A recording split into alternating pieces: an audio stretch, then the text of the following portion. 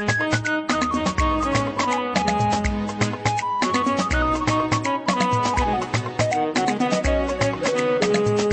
saurare barka da sake kasancewa da ku a cikin wani sabon shirin na duniyar sadarwa.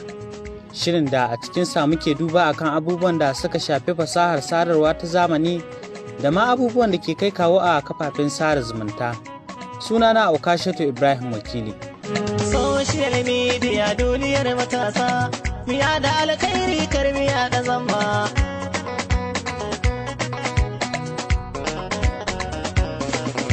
A yanzu dai za a iya cewa shafukan sadarwa na ci gaba da samun karbuwa tsakanin al'ummar Hausawa da ke ƙasashe daban-daban na Afirka.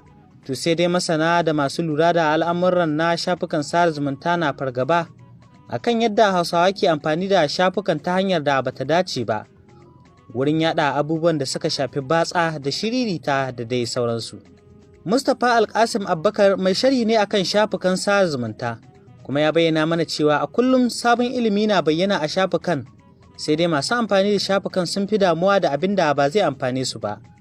Kaso mafi yawa na Hausawa da suke mu'amalantar intanet, ma'ana shafukan yanar gizo-gizo na intanet, kama daga yara ƙanana waɗanda ba su mallaki hankalinsu ba suke da damar riƙe waya, har zuwa manya-manyan mutane waɗanda shekarunsu ma za ka iya cewa sun ja da sauransu. Idan ka tattare gabaki ɗaya jimillar waɗannan mutanen, kashi mai yawa daga cikinmu za ka samu cewa mutane ba sa ɗaukar abin da zai amfanar da su na rubuce-rubuce ko na bidiyo ko na hotuna da sauransu a shafukan sadarwa da muhimmanci. Za ka ga akwai mutane da dama marubuta ne, wasu content creators ne masu yada abubuwan da za su amfani al'umma da sauransu. To amma me za ka samu mutanenmu suna da buƙatar wannan ilimin, amma me ba sa mai da hankali wajen ƙoƙari suna amfanuwa da wannan ilimin wajen karantawa da kuma yaɗa su zuwa ga 'yan uwansu. Za ka samu yanzu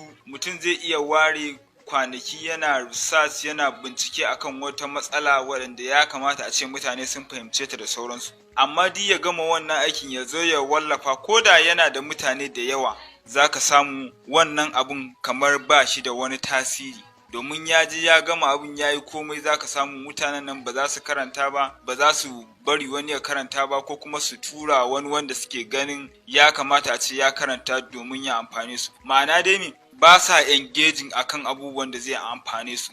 Amma idan ka koma kuma akan abubuwa na ashararanci, abubuwa waɗanda suke basu kama, sai ka samu mutanenmu sun fi raja'a a nan za ka ga mutane da yawa, nan za ka ga ana engaging da yawa irin waɗannan rubututtukan waɗanda ba su da amfani. Wasunsu ma za ka ga rabin su batsa ne, wasunsu kuma ma batsan ne gaba ɗaya ma completely. Za ka ga a nan mutane suke zuwa a ta maganganu, a ta abubuwa da sauransu waɗanda abin zai baka baƙin ciki sosai, domin yanayin yadda za ka ga mutane ta yanda inda za a nuna maka a ce maka wannan account din gashi sunan namiji ne a jiki amma kuma mace ce, ko kuma namiji ne mai account din amma kuma da sunan mace ne, yana yada abubuwa waɗanda suke ba su da alfanu, abubuwa ne na batsa da sauransu.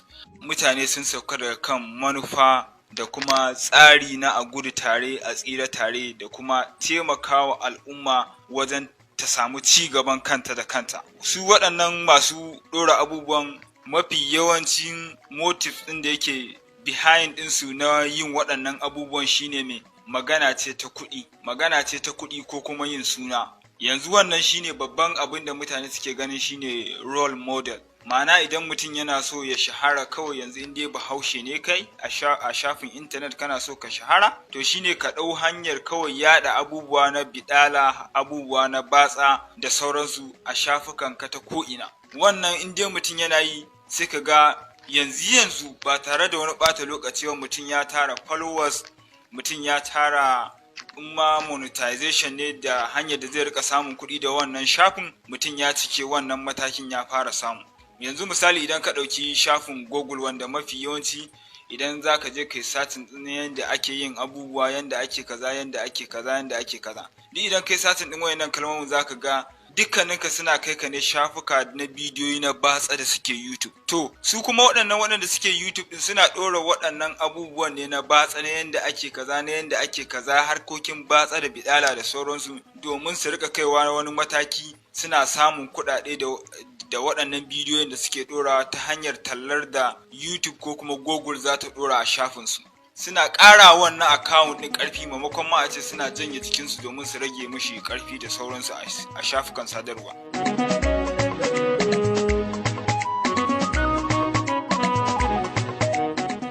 Da masu saurare shirin duniyar sadarwa ake saurare daga nan gidan rediyon Vision FM Najeriya. Sanan batun yan mata da yan samari, babbar waya kanta sukan farar da gari, su dai kawai chatin shi suke mafari, shi ne yake kai su cikin jakar magori, a kama labari sun barar da jari duk anan media ban ji kun musa ba. Social media duniyar matasa. To bayanai dai daga bakin masu abu na cewa masu kirkira ko kuma content creators Hausawa zalama ce ta yi musu yawa da kuma neman suna a kafafen na sada zumunta. Hakan ne yasa suke wallafa abubuwan da suka shafi batsa domin ɗaukar hankalin mutane. To daga cikin wasu dalilan da ya sa kalmomin batsa suka yi yawa a search engine na shafukan sada zumunta su ne: na farko, kwaɗayin a yi kuɗi da wannan shafukan sada zumunta ɗin. Manyan shafukan sada zumunta irin su YouTube, Facebook da sauransu suna ƙarfafa masu ƙirƙira wato creators wajen biyan su duk wani abu da suka ƙirƙira a shafukan nasu. To kwaɗayin wannan ya sa wasu daga cikin creators suke ganin ta dole sai sun nemi kuɗi da wannan hanyar. Hakan zai sa su fara buɗe shafuka suna saka labaran batsa da irin kalmomin batsan nan domin jawo hankalin mutane. Na biyu kuwa shine domin samun traffic wato maziyarta shafukansu. Duk lokacin da mutum ya buɗe wani shafi a social media platforms yana da burin ya ga maziyarta ko mutane sun kasance suna ziyartar shafinsa a kowane lokaci. To su kuma wasu daga cikin creators ɗin sai suke amfani da wannan damar domin samun traffic a shafukansu. Shi sa yawanci masu irin shafukan nan na batsa suna samun maziyarta da yawa fiye da sauran creators. So na uku kuma shine rashin samun ƙarfin gwiwa ko saduwa wato discouragement daga gun mutane. Wannan matsalar yawanci content creators suna fuskantar ta, musamman wanda suke da burin ilmantar da al'umma. Mutum za a ga ya buɗe shafi a YouTube ko sauran shafukan yanar gizo yana saka content masu amfani da kuma ilmantarwa. Yana yin ƙoƙari daidai gwargwadonsa, amma daga ƙarshe masu bibiyarsa sai ga sun yi kaɗan ko kuma ɗan kaɗan ne ko ba su da yawa. To akan masu bibiyar irin wancan creators za a ga wanda suke bibiyarsa ɗan kaɗan ne akan masu bibiyar irin wancan shafukan na batsa. Irin wannan mutum in dai lokacin mutum bai yi haƙuri ya jure ba, za a ga yana iya canza tunaninsa ya ga cewa tunda yana saka abubuwa masu ilmantarwa ba a bibiyata, so ni ma bari in koma irin wancan layin. Ta haka za a ga mutum ya koma irin wancan layin shi ma ya rika sa abubuwan batsa haka a cikin shafukansa ana bibiyarsa. So ga an samu rashin karfafa masa gwiwa kenan daga mutane. Sannan laifin ni a gani na ina ganin kowa ina da laifi daga masu kirkira har masu kallon. Misali ta bangaren masu kallon shine duk lokacin da suka ci karo da irin wannan shafukan na batsa, abin da aka fi sacin ko kalla yana yawan sa zuwa a suggestion ko kuma recommendation na sauran mutane domin su rika gani. So irin wannan content idan ba a kalla babu dama ma su rika zuwa a suggestion ko kuma recommendation wasu ma su kalla. Ta bangaren masu kirkira kuma shine a gaskiya su ne suke haddasa kuma me ke faruwa, domin da ba sa kirkira irin content din da mutane ba za su rika kalla ba. Don haka akwai buƙatar mutum ya ji tsoron Allah kuma ya nemi ilimin content creation tun daga farko daidai gwargwado yace zai iya.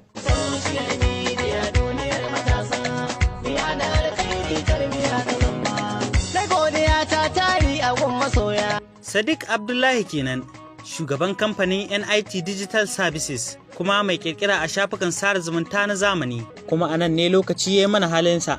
A kasance da mu wani makon domin jin mu da wani shirin na duniyar sadarwa, inda za ku ji mu da ci gaban wannan tattaunawar. Daga nan gidan rediyon Vision FM Kashat Ibrahim Wakili ke cewa na bar ku lafiya. Social media duniyar matasa, miya da alkhairi kar miya da zamba.